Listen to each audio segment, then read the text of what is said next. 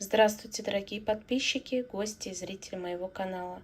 В этом видео приготовлю чудесное натуральное средство, которое помогает уменьшить кашель, очищает бронхи, способствует отхождению мокроты, также повышает иммунитет. Делается очень легко и просто из натуральных компонентов. Я беру 3 зубчика чеснока, их не очищаю, потому что в кожуре также содержится много полезных микроэлементов и витаминов. Кладу в небольшую емкость.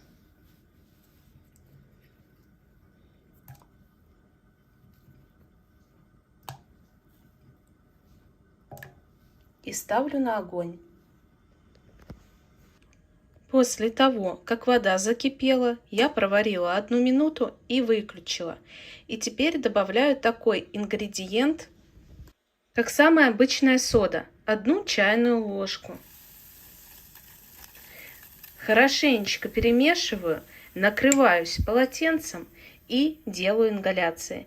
Делаю такие ингаляции 2-3 раза в день. Эффект наступает уже на следующий день.